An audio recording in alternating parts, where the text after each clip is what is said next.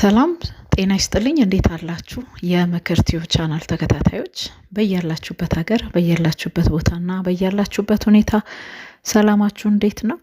እኔ እግዚአብሔር ይመስገን እጅግ በጣም ሰላም ነኝ።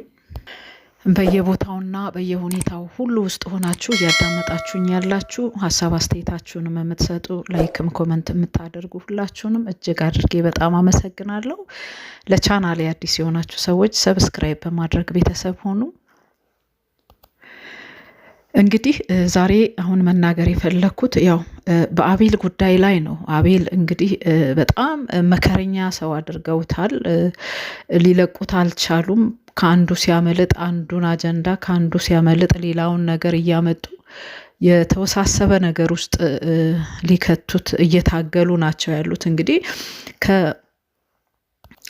ከራሄል ግድያ ነፃ መሆኑ ያው በብዙ ሁኔታዎች እየተረጋገጠ ወይም እየታወቀ ባለበት ሁኔታ እንግዲህ አቤልን ከዚሁ ከነሱ የወንጀል መረብ ውስጥ እንዳይወጣና እንዳይርቅላቸው ፈልገው ደግሞ በእናቱ እንደመጡ ያው ዛሬ የተመለከትነው የሰማነው ጉድ ነው።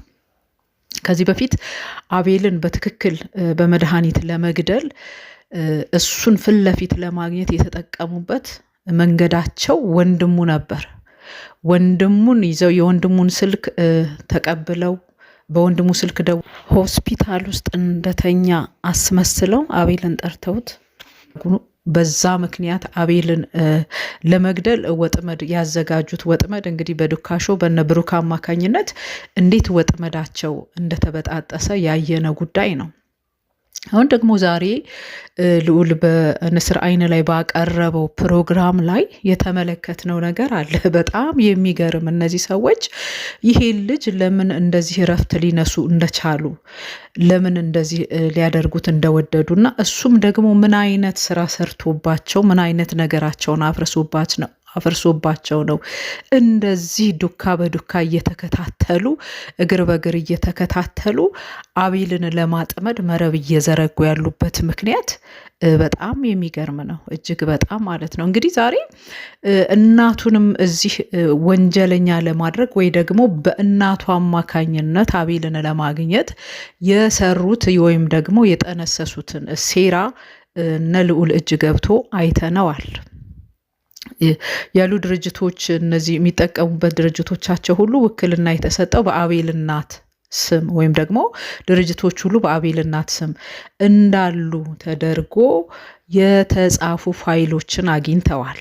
እንግዲህ ምናልባት እነ አቤል እነ ልዑል እዛ ቤት ሊሄዱ እንደሚችሉ መረጃው ደርሷቸው ያዘጋጇት ጊዜያዊ ፋይል ትሁን ወይም ደግሞ ሆም ብለው አቤልን ለመጣል በአቤል እናት ስም ነገሮችን ሁሉ በእሱ እናት ስም አስደርገውና አድርገው ይሁን የሚታወቅ ነገር የለም። እንግዲህ ነገ ልዑል በሚያቀርበው ፕሮግራም ላይ የምንረዳው ነገር ነው የሚሆነው። ነገር ግን ያው ተጉዞ ጉዳዩ እዚህ ደረጃ ላይ እየደረሰ ነው ያለው። እሱም እየተከታተለ የሚሰሩትንና የሚጠነስሱትን ነገር እያፈራረሰና እየደፋባቸው አለ።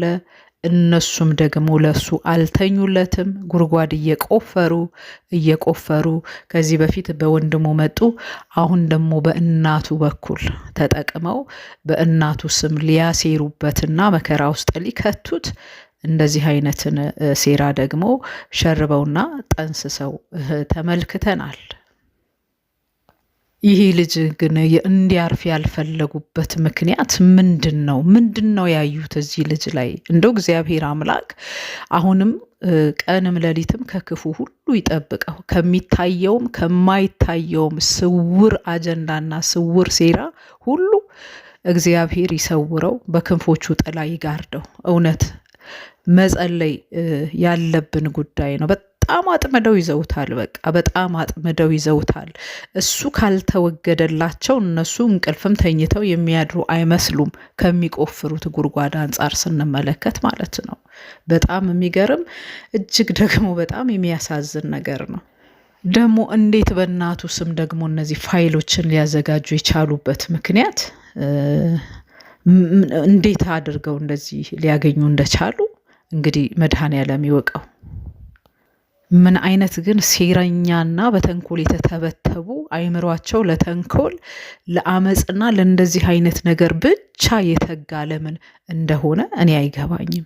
ይህንን ጭንቅላት ይህንን አይምሮ እኮ ለበጎ ነገር ቢጠቀሙበትና ለበጎ ነገር ቢያውሉት በጣም ብዙ የምድራችንን ችግሮችና እንቆቅልሾችን መፍታት የሚችሉ ሰዎች ይሆኑ ነበር።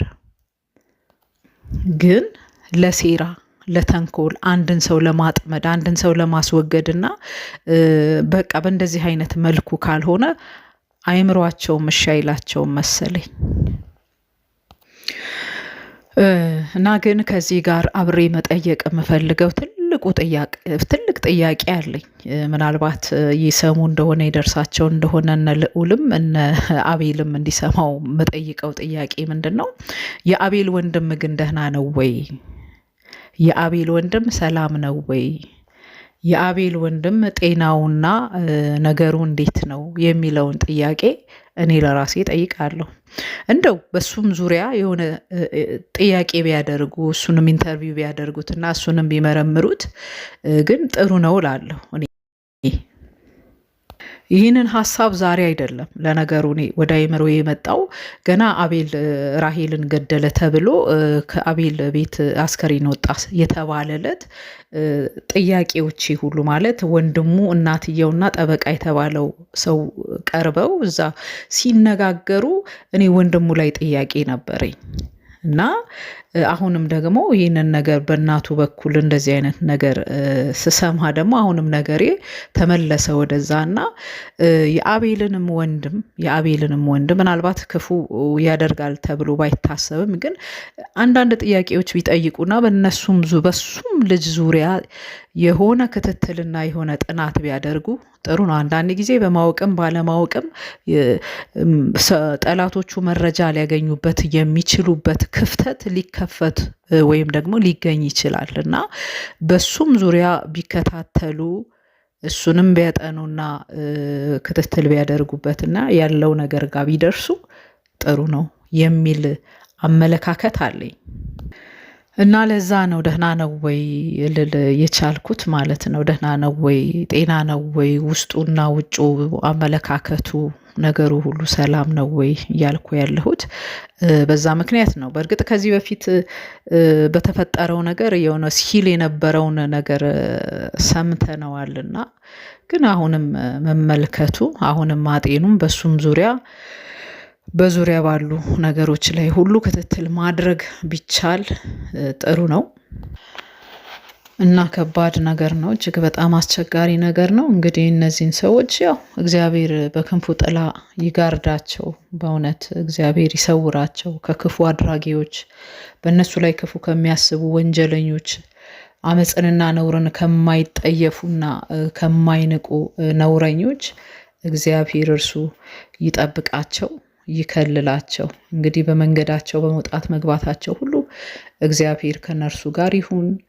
እንጂ አያያዛቸው ትንሽ ደስ የሚል አይደለም። በአቤል ዙሪያ እየጠመዱ ያሉት ወጥመዶች ከባባድ ወጥመዶች ናቸው። እንግዲህ በሞት ራሄልን ገደለ ብለው አናፉ። እሱ እንዳልሆነና ነገራቸው እንደተገለጠ ደግሞ ሲያውቁ እንደገና ደግሞ በእናቱ በኩል ሊይዙት ይህንን አይነት ስራ ሰርተው እንግዲህ በጨረፍታ ነው ያየነው ጉዳዩን። ያው ነገ የምንከታተለው ነው የሚሆነው። እዚህ ጋር ተደርሷል። እንግዲህ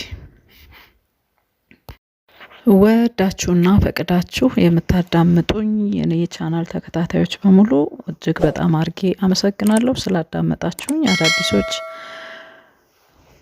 ሰብስክራይብ በማድረግ ቤተሰብ ሁኑ።